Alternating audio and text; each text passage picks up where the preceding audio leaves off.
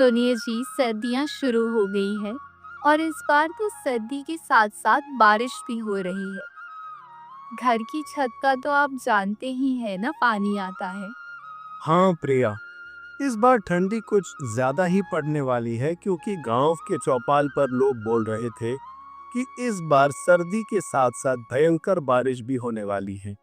अजी, ऐसा हुआ तो हमारा क्या होगा? छत के साथ साथ घर की खिड़कियां भी टूटी हुई है। ठंडी हवा सीधी अंदर आती है। आप कुछ कीजिए ना। हाँ, मैं कुछ करता हूँ। मालिक के पास जाकर देखता हूँ। वे अगर कुछ मदद करेंगे तो मैं घर की छत और खिड़कियां ठीक करवा दूंगा। ठीक है। अगली सुबह नितिन मालिक के घर की तरफ चल देता है। नितिन का मालिक, जो स्वभाव से बहुत ही कठोर और निर्दयी था, तालाब के पास खड़ा अपने नौकरों पर चिल्ला रहा था। नितिन अपने मालिक के पास जाता है और उनसे कहता है, मालिक, ठंडी का मौसम आ चुका। कल तो हल्की हल्की बूंदाबांदी भी हो रही थी और मेरे घर की छत और खिड़कियां टूटी हैं, जिससे कि घर में पानी और हवा आती है। और अगर मैंने जल्दी से उसे ठीक नहीं करवाया तो ठंडी में हम लोगों को बहुत दिक्कत हो जाएगी। मैं और मेरी पत्नी तो किसी तरह दिन काट लेंगे, लेकिन मेरी एक छोटी सी बेटी है। वह इतनी ठंडी में उस टूटे फूटे घर में नहीं रह पाएगी। नितिन की बातें सुनकर मालिक कहता है, अरे नितिन, तो उसमें मैं क्या कर सकता हूँ? आप मुझे थोड़े बहुत पैसे उधार दे देते तो मैं अपने झोपड़े की मरम्मत करवा लेता और मैं दिन रात मजदूरी करके आपका उधार चुका दूंगा। अरे, तूने अभी तो इतना काम भी ना करा जो मैं तने उधार दे सकूं। अभी मेरे पास पैसे कोन्या। सर्दी की वजह से सारा धंधा चौपट हो रिया है। और सुन मेरी बात, काल से काम पर मत आइए। मने तेरे बर्गे मजदूर की जरूरत कोन्या। अरे मालिक, मैं तो मदद की उम्मीद से आपके पास आया था, लेकिन आप तो उल्टा मुझसे मेरा ही रोजगार छीन रहे हो। ऐसा मत करो मालिक, मत करो।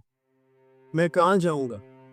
नितिन के इतनी मिन्नतें करने के बाद भी उसका मालिक अजय उसकी एक नहीं सुनता है और बेचारा नितिन वहां से दुखी मन से वापस चला आता है।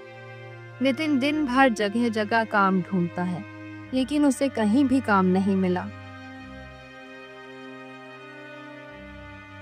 सुबह से रात हो गई।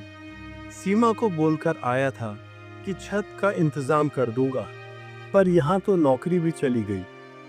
घर ठीक होना तो छोड़ो, खाने तक का इंतजाम नहीं कर पाया।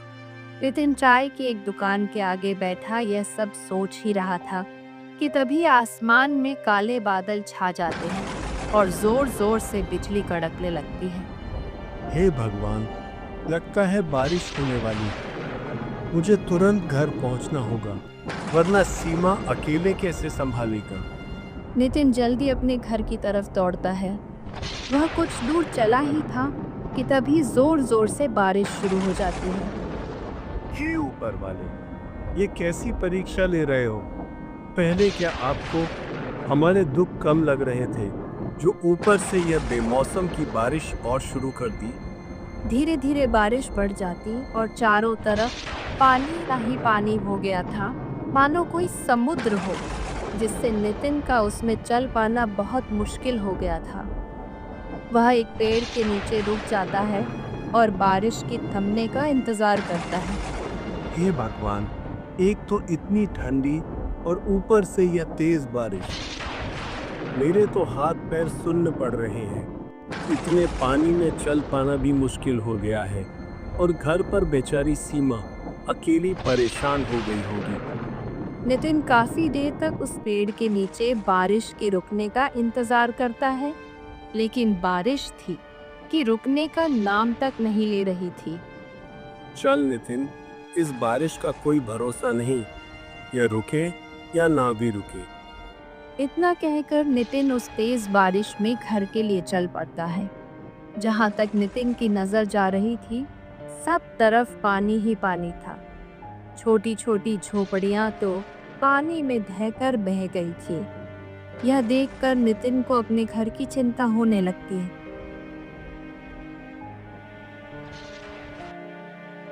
बेचारा नितिन जैसे तैसे करके अपने घर तो पहुंच जाता है, लेकिन जो वह देखता है उसके होश उड़ जाते हैं, क्योंकि घर में पानी भरा हुआ था और आधी आधी दीवार तक पानी पहुंच गया था।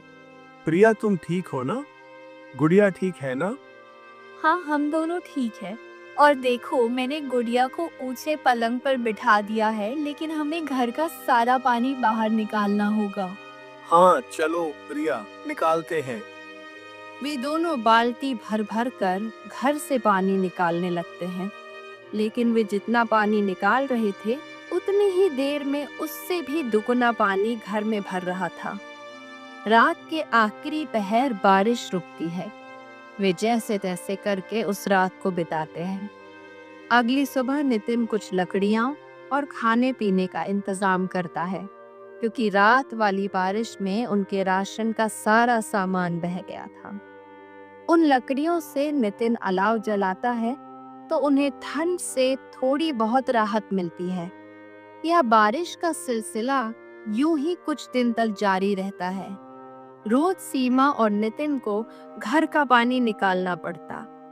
एक दिन वह सब घर के बाहर खड़े थे। अजी, ऐसे कब तक चलेगा? यह हर रोज बारिश का पानी भरने से घर पूरा खोखला हो गया है। अब कर भी क्या सकते हैं प्रिया? कोई और रास्ता भी तो नहीं है। वे दोनों आपस में बातें कर ही रहे थे कि तभी अचानक से जोर का तूफान आया और बारिश शुरू हो गई। देखते ही देखते नितिन का सारा घर बारिश में पूरी तरह ढह गया। हे भगवान, ये क्या हो गया?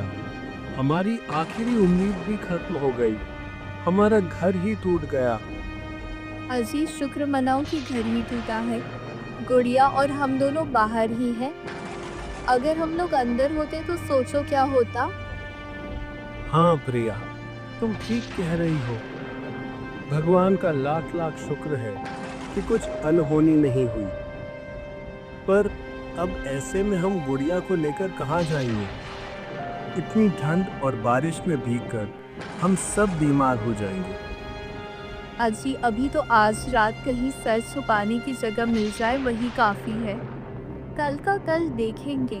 वह हमारे पड़ोसी है ना, मंगल भैया, आपके जिगरी दोस्त। उन्हीं के यहाँ चलते हैं। हाँ, तुम सही कह रही हो प्रिया। मंगल हमारी मदद जरूर करेगा। दोस्ती किस काम आएगी? अर्जुन और प्रिया अपनी बेटी को लेकर मंगतू के घर की तरफ उस तेज बारिश में चलते हैं और मंगतू के घर का दरवाजा खटखटाते हैं। अरे भाई, इतनी तेज बारिश में इतनी रात को कौन दरवाजा बजा रहा है? अजी, बैठी बैठी बातें बना रहे हो। जाकर देखोगे तब पता चलेगा ना। भाग्यवान, तुम ज्यादा मत बोलो। चुपचाप पकौड़े बनाओ।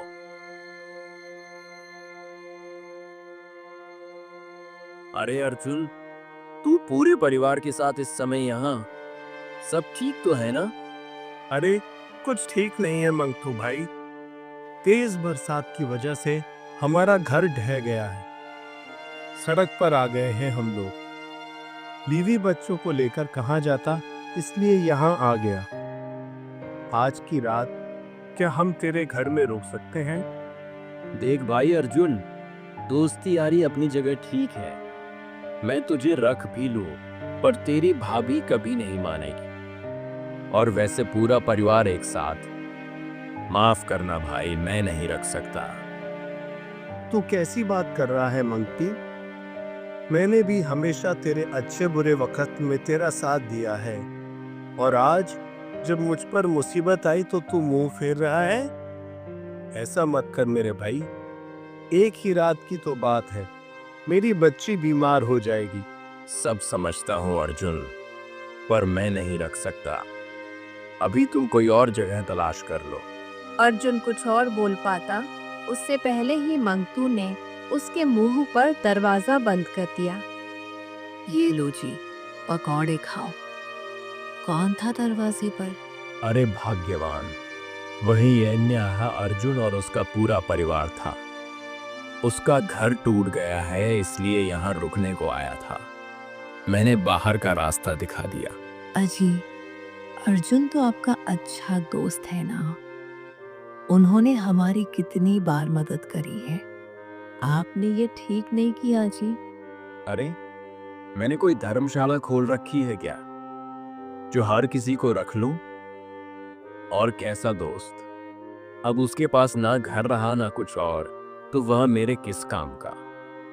मैं दोस्ती तभी तक रखता हूं जब तक सामने वाले से फायदा हो। भगवान से डरिए जी, वक्त बदलते देर नहीं लगती। कहीं ऐसा ना हो ये आपके बड़े बोल आप पर ही भारी पड़ जाए। अरे भाग्यवान, ऐसा कुछ नहीं होता। ये लो, पकौड़े खाओ। उधर मंगतू बरसात के मजे ले रहा था, तो वहीं अर्जुन का परिवार तेज बारिश में बीच सड़क पर भीग रहा था। अजी, आप तो मेरा दोस्त कह के जान लुटाते थे ना, और उसने तो हमें एक रात घर में रुकने तक नहीं दिया। अरे भाग्यवान, वही तो बात है ना। बुरे वक्त में ही पता चलता है कि कौन अपना है कौन पराया। लेकिन मंकू से मुझे यह उम्मीद नहीं थी। प्रिया मुन्नी का माथा छूकर देखती है तो वह चिल्ला पड़ी। अजी, मुन्नी को तो बहुत तेज बुखार हो गया है, ये ठंड से कांप रही है। अब हम क्या करें जी, अब कुछ कीजिए ना। मुखिया जी के घर चलकर देखते हैं। अब एक वही हैं जो हमारी मदद कर सकते हैं। वे तीनों जैसे तैसे मुखिया के घर पहुंचते हैं। हाँ भाई, अर्जुन वाह, बोल का हुआ। कैसे चला आया इतनी रात में, काहे कुंडी बजाओ। मुखिया जी, वह बारिश से मेरा पूरा घर टूट गया। मैं बेघर हो गया हूँ, मेरी मदद करो। आज रात अपने घर में ठहरने दो। क्यों भाई, मैंने तुम लोगों का ठेका ले रखा है क्या? पता नहीं तुम लोग कहाँ से चले आते हो मुंह उठाकर। मुखिया जी, आप गांव के करता धरता है। अगर बुरे समय में आप ही हमारी मदद नहीं करेंगे तो और कौन करेगा भला? अरे मुखिया हूं तो क्या हुआ, मेरी हवेली कोई धर्मशाला थोड़ी है। अब तू यहाँ से चुपचाप जा रहा है या नौकरों से धक्के मार के निकलवाऊं? मुखिया ने उनकी एक भी नहीं सुनी और उन्हें धक्के मारकर हवेली से निकलवा दिया। रात भर वह कभी किसी रिश्तेदार का तो कभी दोस्त के घर का दरवाजा खटखटा रहे, पर किसी ने भी उनकी मदद नहीं की। थक हार कर वे बेचारे एक पेड़ के नीचे बैठ जाते हैं। आज दिखा दिया लोगों ने, कोई किसी का अपना नहीं होता। अब हिम्मत मत हारिए जी, ऊपर वाला सब देख रहा है, वह हमारी जरूर मदद करेगा। एक दिन हमारे भी जरूर दिन बदलेंगे, और जिन्होंने आज हमें आंखें दिखाई है ना, भगवान उनकी आंखें एक दिन जरूर झुकाएंगे। वे रात भर ऐसे ही बारिश में भीगते भीगते अपनी किस्मत को रोते रहे।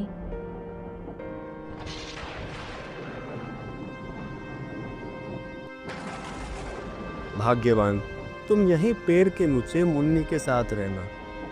मैं कुछ खाने पीने का इंतजाम करके आता हूँ। अच्छा जी, ठीक है, पर जल्दी आना। शाम होने से पहले अर्जुन अलाव जलाने के लिए लकड़ी, खाने पीने का सामान और मुन्नी की दवाई का इंतजाम करके आ जाता है।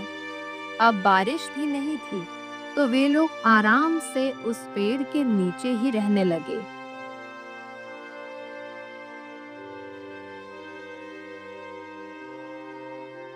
एक सुबह अर्जुन का दोस्त मंगतू वहां से गुजरता है।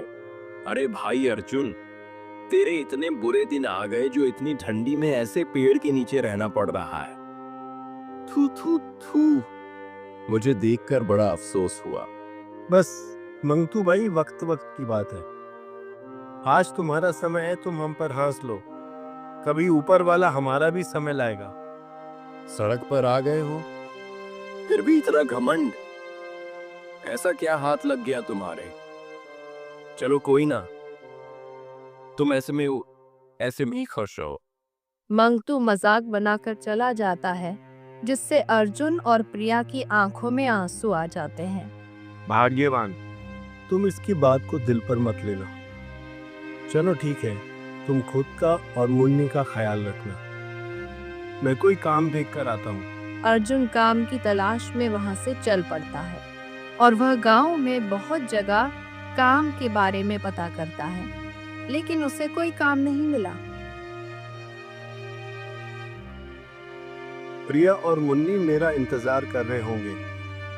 मुझे जल्द ही वापस लौटना चाहिए। जैसे ही अर्जुन वापस लौट रहा था, उसे एक महात्मा जी मिलते हैं और उससे कहते हैं, क्या हुआ बेटा, इतने उदास क्यों लग रहे हो? क्या हुआ, कुछ बात है क्या? मुझे बताओ, मैं शायद तुम्हारी कुछ मदद कर सकूं। तभी नितिन उन महात्मा को सारी बातें बताता है। अच्छा, ऐसी बात है, ठीक है बेटा, मैं तुम्हारी मदद जरूर करूंगा, लेकिन तुम इसके बारे में किसी को भी नहीं बताओगे। ये लो, ये घड़ा सोने से भरा हुआ है, इससे तुम्हारी गरीबी दूर हो जाएगी। नितिन वो घड़ा पाकर बहुत खुश होता है और फिर वो पति पत्नी अच्छे से रहने लगते हैं।